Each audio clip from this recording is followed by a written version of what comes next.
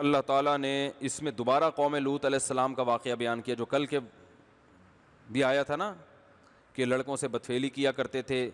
اور لوط علیہ السلام نے ان کو سمجھایا، ان کی سمجھ میں نہیں آیا۔ اللہ نے فرمایا کہ لوط علیہ السلام کیسے پریشان تھے، انہا اولائی ضیفی فلا تفضحون، یہ میرے مہمان ہیں، مجھے رسوا مت کرو، اللہ سے ڈرو۔ تو قوم جواب میں کہتی ہے ہم نے آپ کو منع نہیں کیا تھا اپنے گھر میں مہمان کو مت آنے دیں، آپ نے کیوں، جب آپ کو ہماری عادتوں کا پتہ تھا تو مہمان کو گھر میں داخل ہونے دیا کیوں؟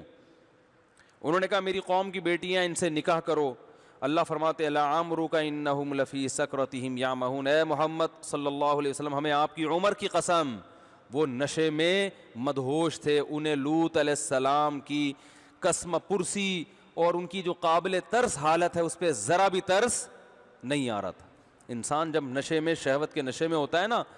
اور جب ظلم پہ اترتا ہے تو پھر وہ سامنے والے کو نہیں دیکھتا کہ کیا ہے۔ فَأَخَذَتْهُمُ الصَّيْحَةُ مُشْرِقِينَ، صبح ہوئی ہے اور ایک آواز نے پکڑا ان کو، اور ہم نے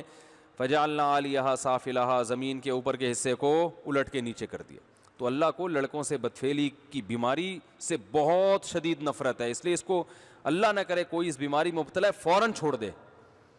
اور چھوڑنے کے بعد وہ تمام اسباب سے دور رہے جو اس بیماری کے قریب لے کے جاتے ہیں، کیونکہ عادت خراب ہو گئی نا۔ دیکھیں انسان کی نیچر یہ ہے ہی نہیں کہ اس کی طبیعت لڑکے کی طرف جائے، کتنا ہی خوبصورت لڑکا ہو کبھی کسی انسان کی طبیعت نہیں جاتی۔ یہ ہوتا جب عادت خراب ہو جائے، کسی اور نے خراب کر دی عادت، یا وقت پہ نکاح نہیں ہوا، فحش چیزیں دیکھ دیکھ کے شہوت بھڑکتی ہے، جب حلال سے پوری نہیں ہوتی تو حرام کی طرف جاتا ہے، اس سے مزاج بگڑ جاتا ہے۔ پھر جیسے پہلی دفعہ شراب کسی کے منہ کے قریب لے کے جاؤ، بدبو سے وہ توڑ دے گا بوتل، اس کو اچھی نہیں لگے گی، لیکن اسی گند کو کھانے کا عادی ہو جائے تو پھر اس کے بغیر گزارا نہیں ہوتا۔ تو جس کو بھی لڑکوں سے بدفعلی کی عادت پڑ گئی ہو تو پہلے تو کسی بزرگ سے اصلاحی تعلق قائم کرے۔ ہمارے ہاں بزرگ الحمدللہ ہوتے ہیں، بعض لوگوں کے ہاں تو بزرگ کا سلسلہ ہی ختم ہو گیا، ہمارے ہاں الحمدللہ بزرگ ہوتے ہیں، آپ ان کے پاس جائیں، ان کے پاس بیٹھیں، اپنی بیماری بتائیں، وہ آپ کو اللہ اللہ سکھائیں گے، اللہ سے اس مردار کی جگہ اللہ کی محبت ڈال دیں گے آپ کے دل میں، ان کی ہدایات پر عمل کریں اور نظر کی حفاظت کریں، جس سے کوئی ایسا عشق ہو گیا اس کے کبھی قریب مت جائیں، اس کا کبھی تصور مت کریں۔ ایک نوجوان نے مجھے بتایا کہ مجھے کسی لڑکے سے عشق ہو گیا، مجھے بہت اچھا لگتا تھا، بار بار اس کے پاس جا کے باتیں کرتا، برائی نہیں کی لیکن عشق ہو گیا۔ کہہ رہے جب مجھے اللہ کا خوف پیدا ہوا نا تو میں نے اس سے بولا کہ یہ اب دوبارہ مجھ سے کبھی ملنے کے لیے نہیں آنا۔ کہہ رہے ہیں وہ پھر آنے لگا تو میں نے ایک تھپڑ لگا دیا اس کی، بظاہر غیر اخلاقی حرکت ہے مگر یہاں تھپڑ اللہ کو بہت پسند ہے ٹھیک ہے نا۔ تمیز سے مان نہیں رہے بھائی، میں نے آپ کو بول دیا کہ آپ مجھ سے ملاقات کے لیے نہ، ایسے موقع پہ تھپڑ لگانا ہوتا بڑا مشکل ہے،